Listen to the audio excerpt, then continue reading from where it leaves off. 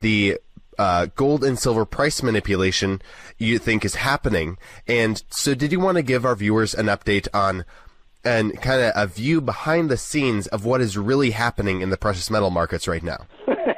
Well, I wish I was that clued in, because it's usually a mystery. The only thing we do know after 18 years of doing this, that the gold cartel is out there constantly doing what they can to suppress the price of gold and silver, which is why the price of silver is so ridiculously cheap, and gold should be at $3,300 right now if it kept up with inflation. But to me, the real key right now is what's going on in the silver market, because J.P. Morgan, in my opinion, they drove the price down, as you know, from $18.50 every single day for over 3 weeks, and hit 17, and then all of a sudden, it's in the open interest is still way, way up there, and we think that they were trying to cover, because I believe, if my information is correct, that the silver physical market is finally, after years, drying up, and J.P. Morgan has to orchestrate a covering program. So we'll see if this is true or not. You know, this was when silver was put out a unusual thing for me on a Sunday when the price was around $16.35, and it's up to $17.10 now. Now, I have no idea if it's going to mean anything, and not to get on too much here, but basically, in the last 3 days, the volatility in silver has changed dramatically, and we'll see if that continues, because if, in fact, we're at this tipping point, which I like to call it, then the price is going to continue to be volatile, and at some point take out 1850, then 21, and then head towards 100. But we got a ways to go here. But the change in volatility could be a big, big key that what we've been waiting for years now is finally here. Now, you mentioned how J.P. Morgan has been manipulating the price, and we've talked a lot about this on our show, and you've given us a lot of insights about this. Recently, it's been rumored that J.P. Morgan is actually stockpiling physical silver. Do you have any insight on this?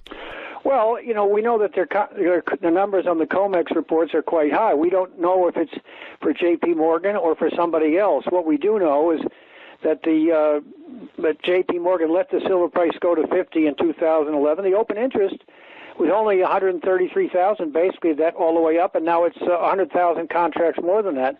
And then they went to action, and in my opinion, that they were buying silver on the way up and not selling in the futures market. And then they went bananas, selling derivatives, futures, and taking out puts and all these kinds of things, and made a fortune on the way down, and used the physical silver that they accumulated to hit the market whenever they wanted to.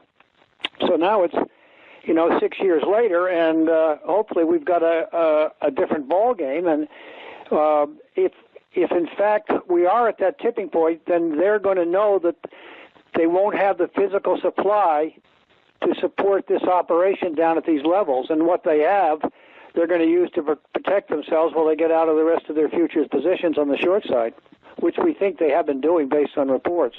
It seems like if that's what they're doing, they're kind of preparing, as you're saying, kind of for a move towards the upside, if I'm hearing you right? Well, you never know, because, the gold cartel and J.P. Morgan's, the Fed banks, and it's so complicated. And as I mentioned before, we know if for some reason they were forced to let it go up in 2011 or had this plan in mind that I just mentioned. We just don't know, but we know that they're silver and money to make it. The money they can make on that relative to all their other financial investments and what they do, and the inside information they get from the Fed and the government.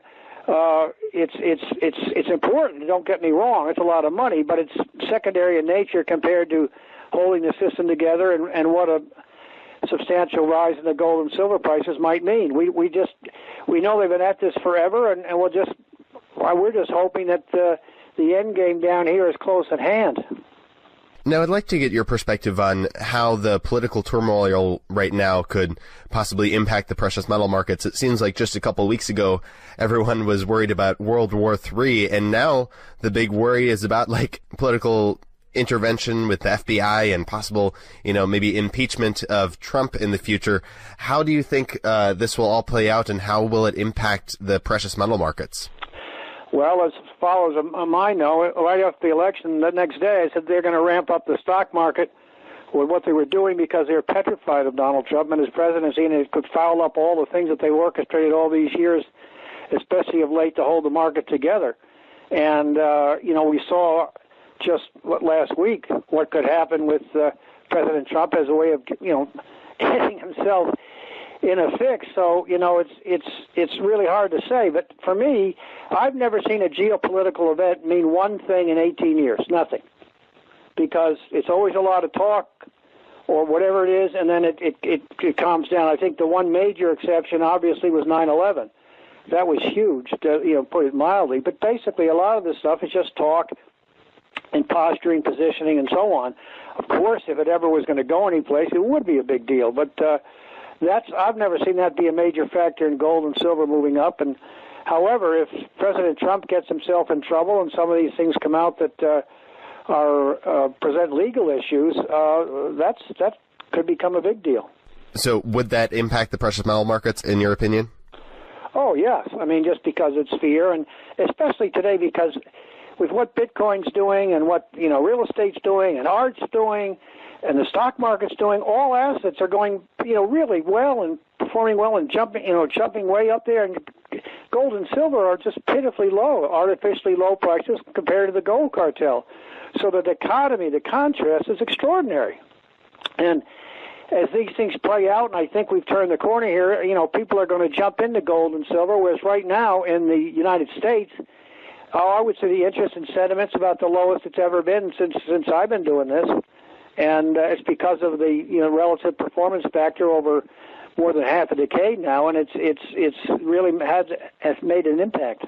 All right, well, that transitions nicely into this first viewer's question from William.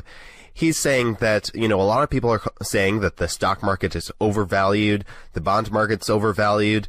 You talk about Bitcoin and art. Now, if we're going to see this kind of, crash in the stock market in the future, he's wondering, why wouldn't gold and silver plummet alongside the stock market? I mean, that's what we saw at the, when in the 2008 crash. At first, gold and silver fell as well. So why do you see that gold and silver will go in the reverse direction? Well, I'll leave what the stock market's going to do to smarter minds than mine.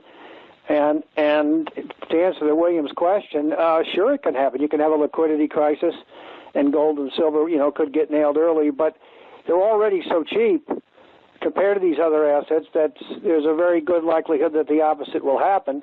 And regardless if you have an initial slump, I mean, they're going to have to, put the pedal to the metal and in terms of money creation and all this thing, if we ever do get a situation like that. And what I like to focus on is gold and silver in the sense of inherently, I can't stress this enough, how cheap they are. I know my friend John Embry of Sprott Asset Management thinks they're probably the cheapest they've ever been in history relative to other things, and I couldn't agree with John more. And I think from a risk-reward standpoint, or just when people in the United States are paying the least attention, this is when they should be paying the most attention, and especially silver. If we've hit this tipping point, first we've got to get above 1850, but 21's the key. You're going to see historic market action and volatility like we've rarely seen in a market, if I'm correct, and maybe I'm not, but it will be something to behold once this thing gets above 21. Now, you've talked a lot before, and we've talked on the show about the gold-silver ratio, and it seems like, the historic ratio for gold and silver is about 10 to 16 ounces of silver to equal the value of 1 ounce of gold. But right now it's completely out of whack. It's about 70 ounces of silver equals the value of 1 ounce of gold. Now, Sam is wanting to know about, do you see it going back to its historic ratio?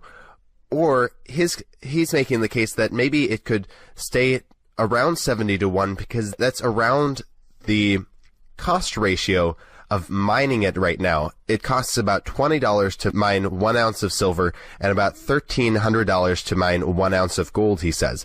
So, first of all, where do you see the gold and silver ratio heading? And second of all, if you see it going back to its historic ratio, why do you think it would do that? It seems like if it's just about the price of mining it, it should stay about where it is now. Well, good points again. Just recently it was down, I don't know, something like 68 and change, and then it just went up above 75. Now it's back to, I think, 74 or 73 and change. And my simplistic answer would be, yes, it's going to go back to the historic norm.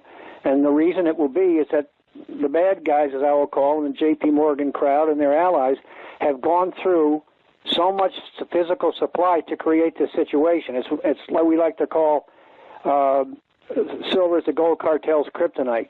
And they're petrified of losing control of this thing and what it could do on the upside. So that's the reason the silver open interest is, not far from historic all-time highs, where gold is not too far from multi-year lows. And the dichotomy there, again, the same word, it's just extraordinary. And this is what they've had to do to keep things at bay. And I'm thinking, as mentioned earlier, that Morgan realizes they're in the process of hitting that tipping point of physical supply. And they've got to get out while they can. And that's the thing, is that if silver does get above 21, and if, in fact, the gold cartel eventually, they all realize they're going to have to cover, who's going to sell? Because right now, Morgan's attracted some spec selling, according to the Commitment Traders report, and quite a bit of it. And if all of a sudden we know what will happen if the price turns, they'll go from short to long and start buying again. Well, who's going to sell if we've reached this tipping point? And that's why it could get chaotic if silver gets above 21, as some of the other people that have been making a fortune all these years on the short side decide to cover. And that's why I think you're going to get the silver price ratio go back to the norm of historically, like a lot of other markets did, go back to where it was. Because people don't realize right now how undervalued silver is. I mean, heck, it was $50 5 years ago, 6 years ago, and that same 37 years ago, and it's 1/3 of that highs.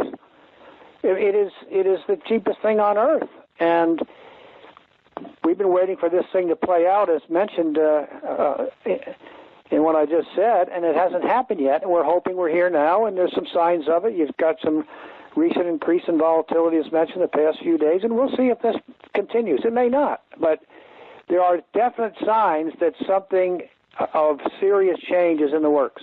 All right. Well, Bill Murphy, thank you so much for joining us today.